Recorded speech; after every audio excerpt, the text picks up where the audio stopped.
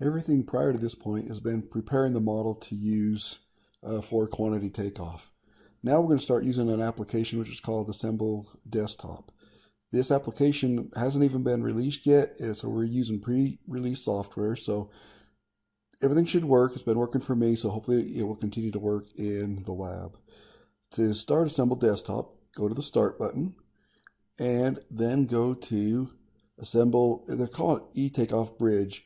I think over time that's going to transition to a different name and be called Assemble Desktop. But for now, that's what it's called, and we'll come here and select it.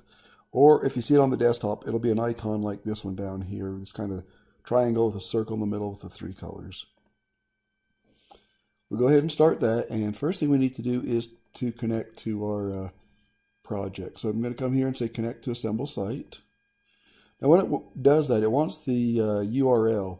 Now to get that, if we go back to the web browser, in the web browser, what it wants is this part of the URL here from the COM all the way to the front. So I'm just going to highlight that and hit Control-C to copy it. Come over here and paste it. The username is your email address. Oops. And then type in your password.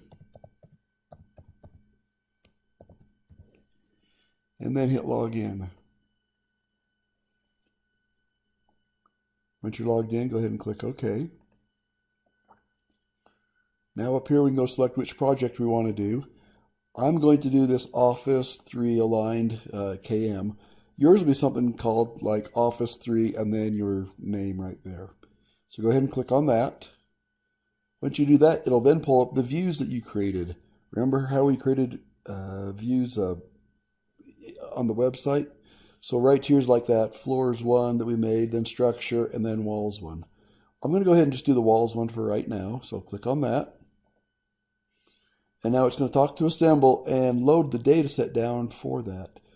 So I'm going to start rearranging my screen here so I can fit everything on it that I want to see. And then I'm going to pull this down so I can see more of the tree structure up here. And then you can expand this out and just adjust column widths to be whatever you would like them to be.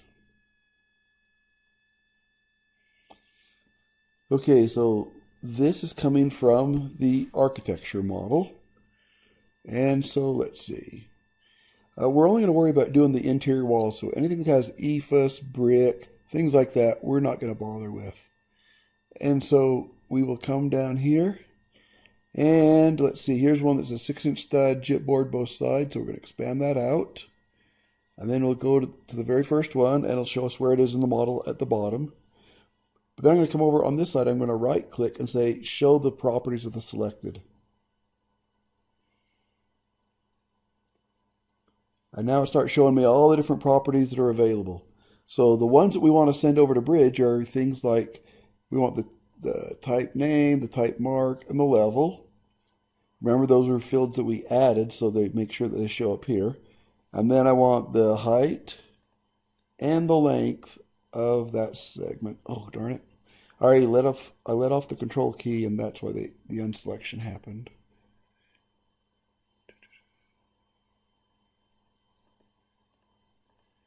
Okay, right click and say Save E-Takeoff Mappings. Now at this point, you go ahead and start Bridge.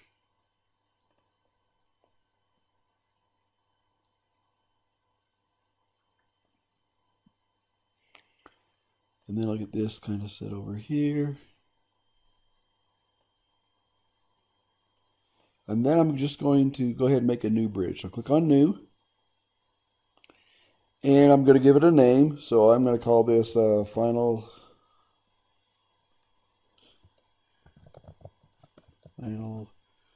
Project. And I could call this, oops, sorry.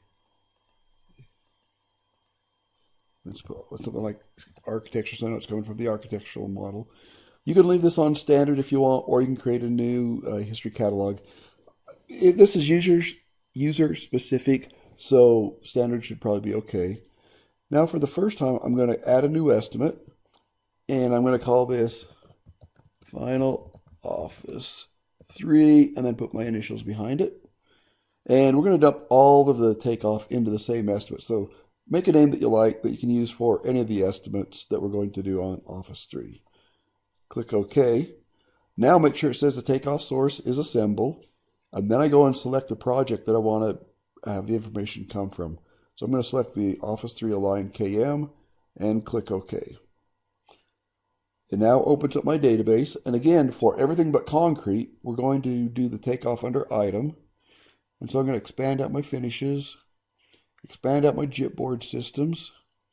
Now the wall type was like a 6-inch metal stud with chipboard each side.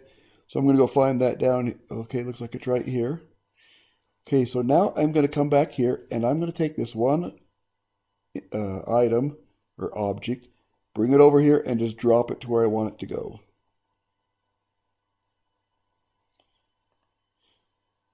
Now right here I can start doing the mapping like we did previously. Height to height, length to length. Now in the database I've added a couple more WBS fields down here at the bottom. So now you can take this type name and put on work description. We'll take the level and put it on floor. And this type mark, we can go right here and just put it on the mark field. Like that so you can see it a little better. Now I'm going to go ahead and generate my path. So I hold down the control key and hit the plus. And then I'm going to say fully automatic. And then I'm going to send it to Sage by pressing the green check mark. So that sends it to Sage. And then the crazy thing is, we're now going to send the rest of all those wall types over and assign it to the right level as it goes. So we're going to come here and click on automatic. And so when we put fully automatic, it then designated all those other wall types to be assigned to the right thing with the right values in the database. So you can see there's actually quite a few of them. So then I'm going to say send to Sage. And that's going to start sending them to Sage. Now notice it's going to do 108 of the wall types for us. I like this workflow better than where we take multiple objects and send them to one row in the spreadsheet for Sage. I just think it's a better workflow. And if we change things in the future, this will allow us to be able to reassign it. So if the designer changes a wall type from a 6-inch wall to a 3 5/8 wall, doing this workflow, we have better luck of making the changes and doing different iterations of the same estimate. So I'll go ahead and pause the video for a second while it finishes. Okay, so now we've got all 108 done, so just click OK. And then I would repeat that process for the rest of the walls that are found here in the Assemble Desktop. Notice this little mark right here. This lets you know that these items have already been sent over to Sage. And so that's how you know. It doesn't necessarily gray them out or make them invisible. You just have this little mark here that indicates what's been taken off. So then I'd expand out the next wall type, and then I would repeat the same process. I'd grab the first one, come over here, right click, show the properties. Once the properties are shown, come and select the type name, mark, and level, and then come select the height and the length. Right click, save the mapping, so it'll be used for future. And then just come over here and grab this instance, and you would take it and drop it over here. But before I could drop it back over here, I need to go back to manual, and then let's see. So this is a 6-inch stud with drywall just on one side. So then I'd bring that over to right there, drop it, and repeat the process of teaching it where all the variables go. Do the first one, make it automatic, send it to Sage, and then go to automatic and generate the rest of the wall types. Okay, so one thing I just was looking at here is you notice these all came from the architectural model.